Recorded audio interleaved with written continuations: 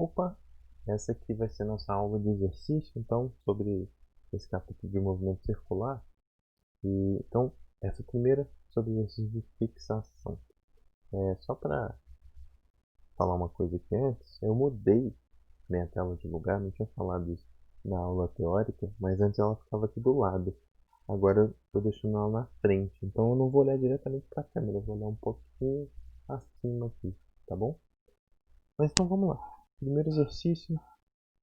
Eu já estou aqui, ó, com a minha apostila. Espero que vocês estejam com de vocês aí. E o primeiro exercício está dizendo para a gente o seguinte: uma roda d'água de raio 0,5 metros, ela efetua 4 voltas a cada 20 segundos. Aí o exercício pede para a gente a velocidade linear dessa roda, certo? Então aqui vamos tentar entender melhor. Então, quais são os dados que estão nesse exercício? Pensa o seguinte: isso aqui eu estou representando então a minha roda d'água, certo? Qual que é a ideia? A água vai cair aqui e vai fazer essa roda girar, certo? Ela vai girar aqui em torno de um determinado eixo, está aqui no centro dela, beleza? Então qual que é a ideia? O exercício está me dizendo que ela dá 4 voltas a cada 20 segundos, certo? É isso mesmo? 20 segundos. Segundos. Então aqui qual que é a parte importante da coisa? Esse 4 volts a cada 20 segundos, ele já é uma velocidade, mas não é a velocidade linear que eu quero entender. E aí vale a pena lembrar o que é essa tal dessa velocidade linear. A velocidade linear, então, é a velocidade. Se eu escolher um ponto aqui na roda, é a velocidade com que esse ponto está se movendo, certo? Então a gente pode pensar o seguinte: se essa roda realizou 4 voltas, quer dizer que esse ponto ele percorreu aqui a circunferência inteira 4 vezes, certo? Então a gente pode começar a pensar, então tá, se ele percorreu a circunferência inteira 4 vezes, qual que é a distância que ele percorreu, certo? A distância linear ali. Então qual que é a distância ao longo do círculo que ele percorreu? Então vale a pena lembrar, ó, que a circunferência de um certo círculo ela é igual a 2π vezes o raio, certo? E nesse problema aqui a gente sabe que o raio é de 0,5 metros.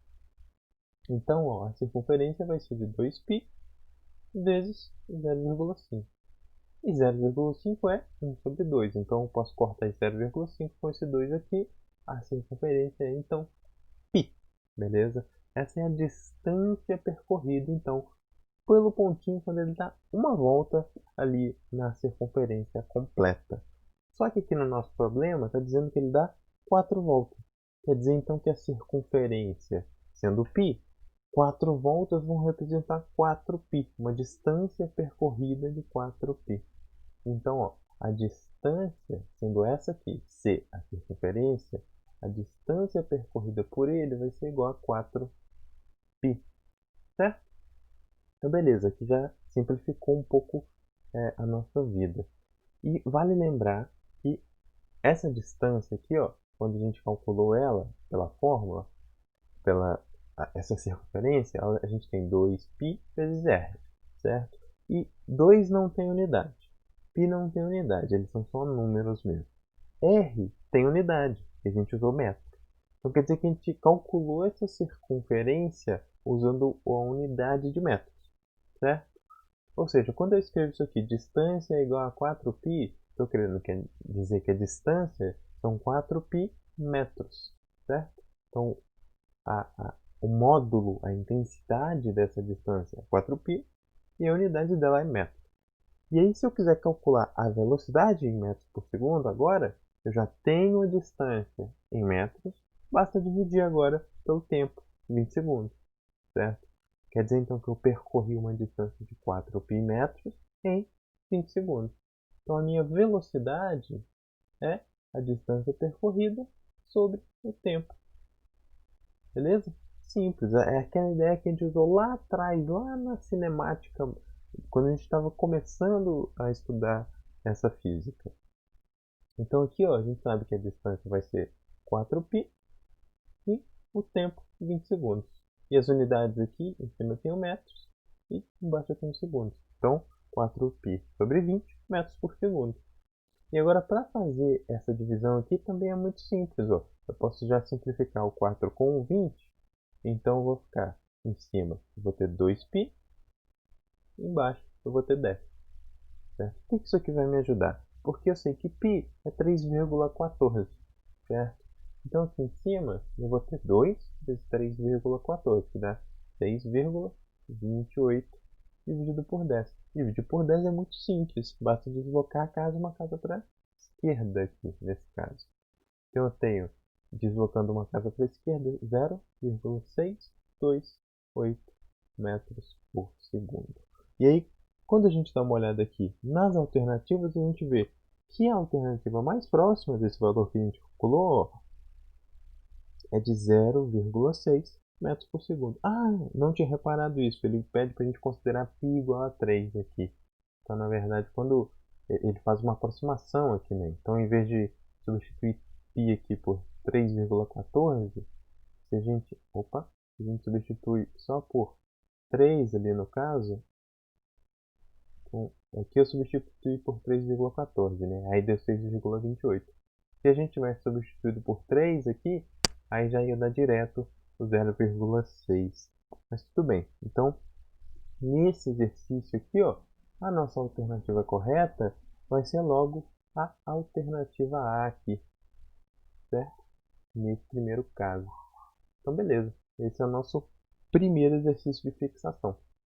Agora a gente pode ir para o nosso segundo exercício aqui. Então, exercício de número 2. Certo? E aqui a gente tem a seguinte situação. A figura a seguir representa um móvel M que descreve um movimento circular uniforme de raio R no sentido horário com velocidade de módulo V. Então ele dá essas informações aqui para a gente.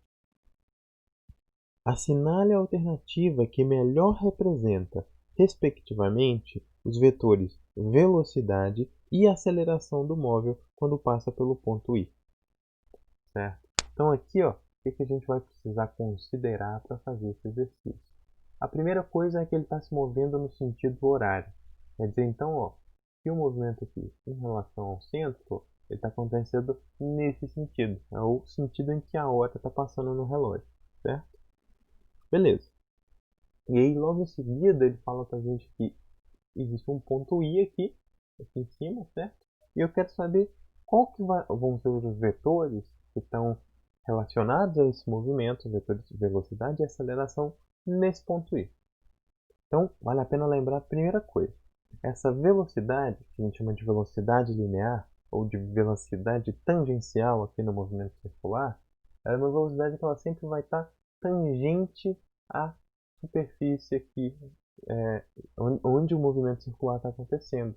E o que significa tangente? Significa que é uma linha reta aqui, passando pertinho, tangente à superfície. É exatamente essa ideia. Então, se eu penso numa linha reta aqui, encostando nesse ponto I aqui, essa linha reta é que vai definir para mim a direção dessa velocidade.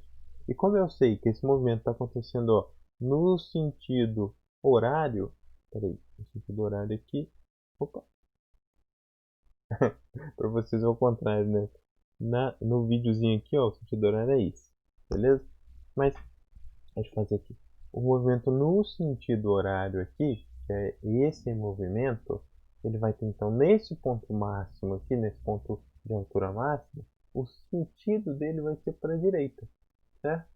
Então é natural pensar que a velocidade então desse objeto, ó, vai ser um vetor que está apontando para a direita quando ele está lá naquele ponto I, beleza? E a aceleração? Aí a gente vai ter que lembrar aqui o que gera um movimento circular.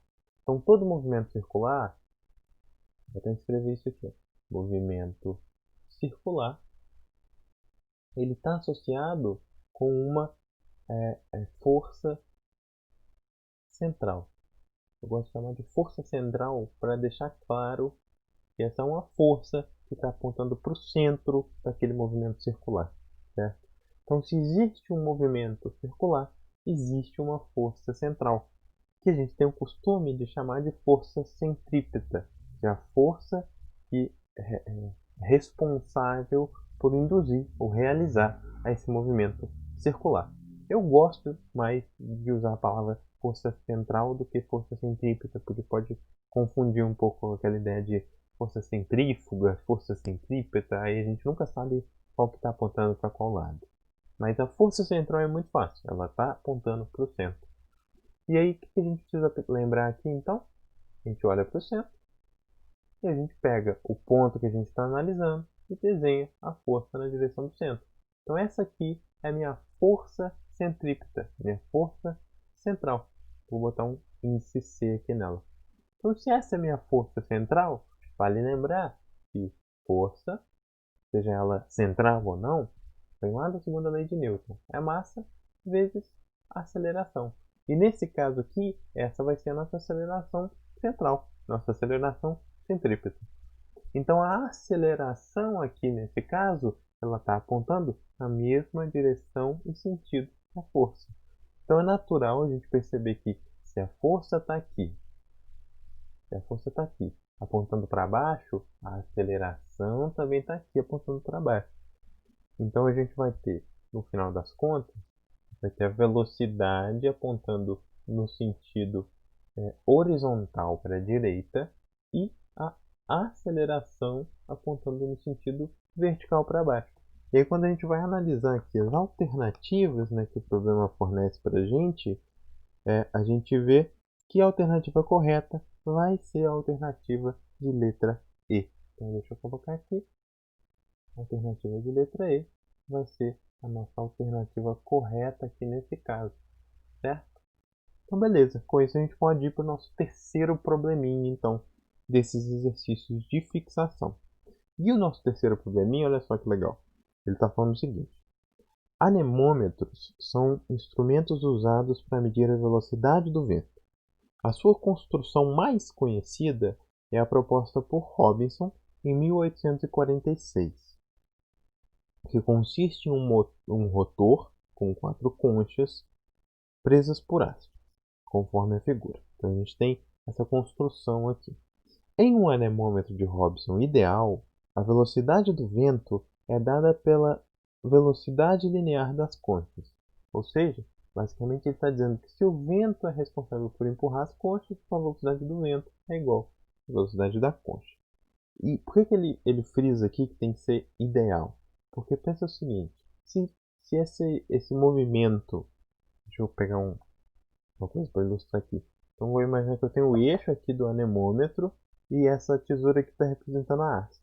Então, se esse anemômetro está girando em torno de um eixo, mas tem um atrito aqui com o eixo, é natural a gente imaginar que a velocidade não vai corresponder à velocidade do vento, porque esse atrito vai segurar um pouco as conchas, certo? Então, no caso ideal, a velocidade é igual do vento e das conchas. Mas como tem essa questão de atritos e etc., então não vai ser exatamente isso, mas ele pede para a gente analisar aqui o caso ideal. Então ele fala o seguinte: um anemômetro em que a distância entre as conchas e o centro de rotação é 25 centímetros, em um dia cuja velocidade do vento é 18 km por hora, teria uma frequência de rotação de. Então ele pede para a gente chegar então nessa frequência de rotação para o anemômetro, partindo desses dados fornecidos aí. Então aqui é um programa legal que a gente vai trabalhar com vários conceitos então relacionados ao movimento circular, certo? Deixa eu mudar de página aqui para poder usar mais espaço livre mesmo. Então é o seguinte, nesse exercício 3, então a gente tem, primeira coisa, vou representar meu anemômetro como um círculo. Embora ele não seja um círculo, se eu representar ele como um círculo, posso pensar que uma pá ela está aqui a um certo raio do centro e esse raio, que é um raio R, ele é igual a 25 centímetros, certo? Beleza, então esse aqui é um bom ponto de partida. O segundo detalhe que a gente tem aqui é que a velocidade ela é igual a 18 km por hora. certo? Então, beleza. Com essas duas informações, ele pede qual é a frequência, então, de rotação desse anemômetro. Beleza? E aí, como é que a gente vai poder fazer isso? Porque ele pede a frequência em rotações por minuto, né? Beleza. Então, a primeira coisa que a gente tem que fazer é descobrir qual que é a circunferência, certo? E aí, como é que a gente faz para descobrir a circunferência? O jeito que eu prefiro fazer isso aqui é sempre converter todas as unidades para metro por segundo, ou seja, nossas unidades padrão, posições e distâncias em metro, tempo em segundo. Então a gente vai ter que converter esse raio para metro e essa velocidade para metro por segundo, certo? Então esse raio, ó, na hora que a gente converter, o que, é que a gente vai ter? Esse raio de 25 centímetros vai ficar 0,25 metros, certo? 25 centímetros é 0,25 metros. E eu ainda posso escrever isso aqui, ó, como 1/4 de metro, certo? Escrever em fração sempre vai acabar me ajudando um pouco a resolver as operações depois, certo? Então eu gosto muito de escrever os números em fração, mas não é necessário. No fundo, você consegue fazer as mesmas contas usando os números decimais. Só que é uma vantagem ter ele em fração, porque às vezes você consegue simplificar algumas coisas que ficariam complicadas de fazer com as casas decimais. Mas então o nosso raio é de 1/4 de metro. E a nossa velocidade, como é que a gente vai calcular? Então vale a pena lembrar que para passar de quilômetro por hora para metro por segundo, a gente vai dividir, certo? Por 3,6, beleza? Então a gente divide por 3,6 aqui, ó, a gente vai ter 18 sobre 3,6, certo? E aqui, ó, a gente pode multiplicar, ó, em cima e embaixo por 10. Por que isso é uma vantagem? Porque, ó, aí eu vou ter 180, certo? Por 36. E agora aqui, ó, consigo simplificar isso. E em cima, ó, para facilitar a visualização, eu posso escrever em cima como 18 vezes 10. E embaixo eu tenho 36. Agora 18 por 36 é 1 sobre 2, certo? Então eu vou ter 10 sobre 2, que dá 5 metros por segundo, certo? Então isso aqui eu facilitei minha vida convertendo tudo para as unidades padrão. E agora o que eu quero descobrir? Eu quero descobrir a frequência, certo? E aí, como que é o jeito mais fácil de descobrir essa frequência? A gente lembrar lá da nossa equação que relaciona a velocidade linear com velocidade angular. Então, ó, eu tenho que V é igual a ômega vezes R, certo? Então, essa relação aqui está me dizendo que a velocidade linear está relacionada com a velocidade angular e o raio ele está ligando essas duas quantidades. Então, ó, eu posso isolar a velocidade angular e aí ela vai ser igual a velocidade dividido pelo raio, certo? Só que vale a pena lembrar que a própria velocidade angular ômega aqui é igual a 2π vezes a frequência, certo? Deixa eu só dar uma olhada aqui. Não, o probleminha não dá pra gente o valor de π nesse caso. Mas então a velocidade angular é 2π vezes a frequência. Então, como a gente quer descobrir a frequência, eu posso substituir ômega por 2π vezes f. Então eu vou ter o seguinte, ó. Vou ter 2πf é igual a v sobre r, certo? Então a minha frequência aqui vai ser o quê? Minha frequência vai ser a velocidade dividido por 2π vezes o raio. Minha velocidade, então substituindo os valores, é de 5 metros por segundo. E aqui embaixo eu vou ter π vezes o quê? Vezes 2 vezes o raio de 1 sobre 4. Certo? Então aqui embaixo, ó, eu posso já simplificar. Vai ficar 1 sobre 2. Divisão de fração aqui. Eu vou ter, pego a primeira e multiplico pelo inverso da segunda. Então, a minha frequência vai ser de 10 sobre π, certo? Beleza, mas vale lembrar que isso aqui é uma frequência, como eu estou usando as unidades padrão, em Hertz. Então isso aqui é o número de voltas por segundo, certo? Mas ele me pede, ó, em unidades de rotações por minuto, certo? Então se esse aqui é o número de voltas em 1 segundo, se eu quiser saber o número de voltas em 1 minuto, basta multiplicar essa quantidade aqui por, pelo número de segundos que tem em 1 minuto, certo? Então isso aqui, ó, é quantas voltas, vou deixar isso claro, quantas voltas por segundo, certo? Então se eu quero o número de voltas a cada minuto, eu tenho que multiplicar isso aqui pelo número de segundos em 1 minuto, que no caso é 60, certo? Então eu vou multiplicar essa frequência aqui, que era 10 sobre π Hz, agora ela vai ser 10 vezes 60 sobre π RPM, certo? Rotações por minuto.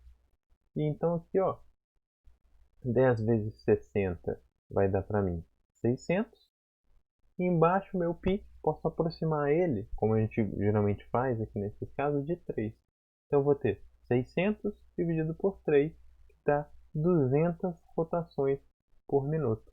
E aí quando a gente vai dar uma olhada aqui no nosso problema, a gente vê que a alternativa relacionada então com 200 rotações por minuto é a alternativa de letra B aqui nesse caso, certo?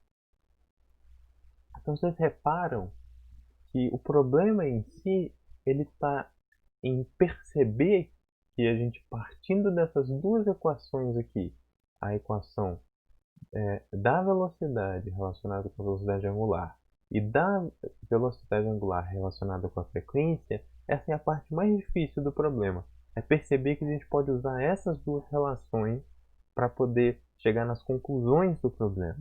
Porque as continhas que a gente fez aqui, logo depois de perceber essas relações, são tranquilas, certo? Então a gente precisou, primeira coisa, converter as unidades. Relativamente fácil.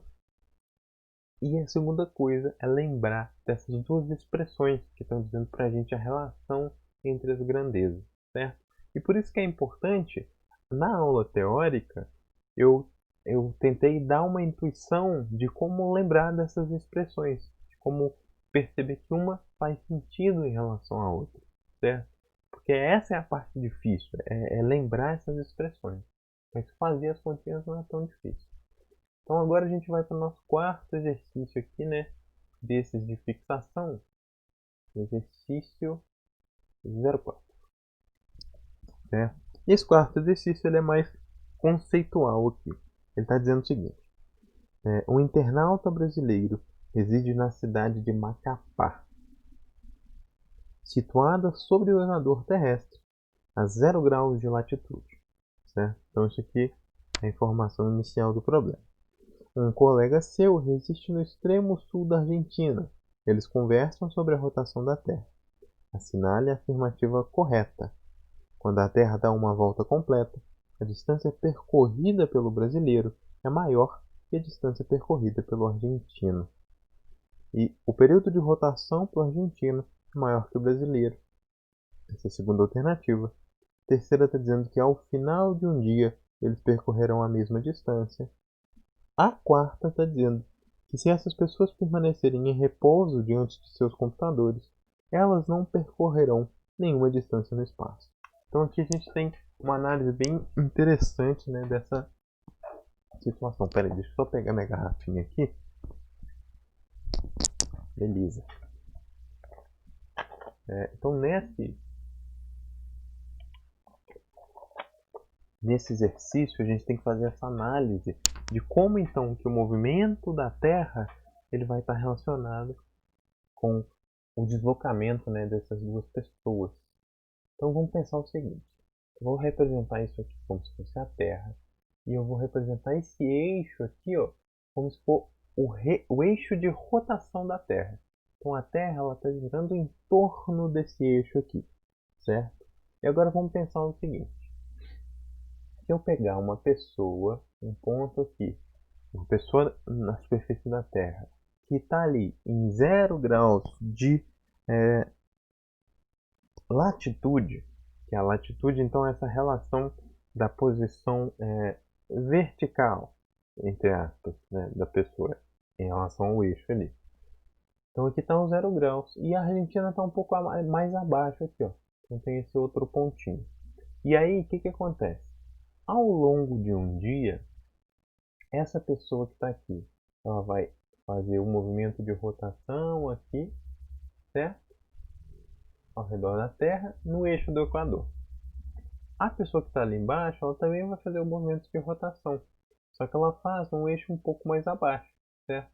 E aqui, ó, só analisando essa figura, a gente já percebe uma coisa, que a pessoa que está na linha do Equador, ela vai percorrer uma circunferência maior, certo?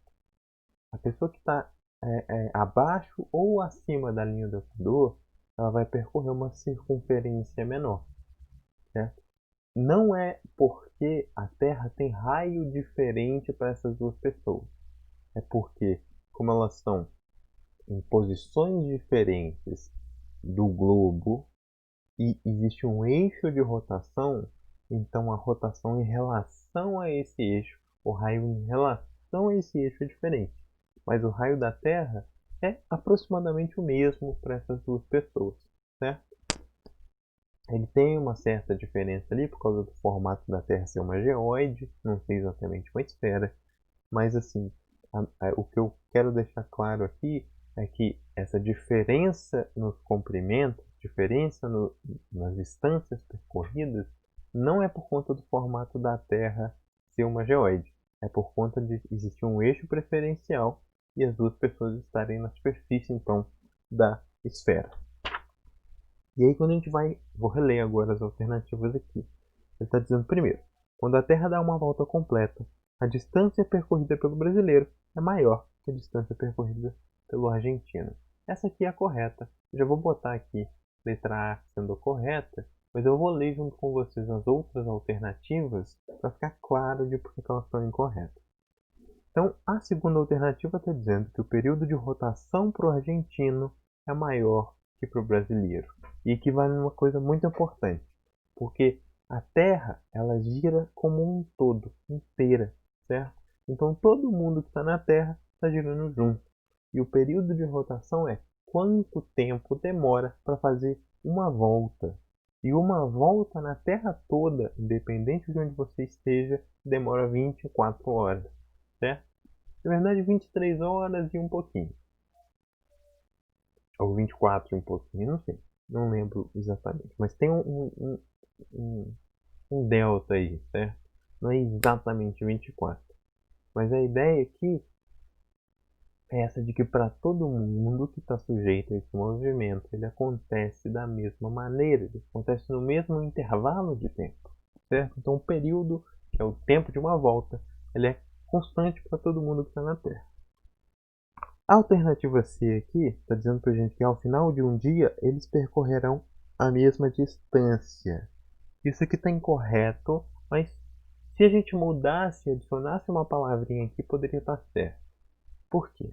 Porque existe uma diferença entre distância, deixa eu escrever isso aqui.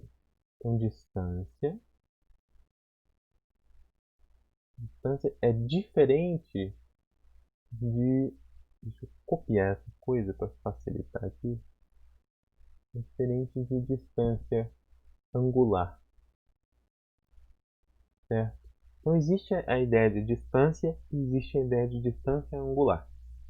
E essas duas pessoas aqui, ao final de um dia, elas percorreram uma circunferência aqui que tem 360 graus, certo? Então, o fato das duas pessoas terem percorrido a mesma circunferência, a mesma quantidade de graus em relação à circunferência, faz com que elas tenham percorrido a mesma distância angular.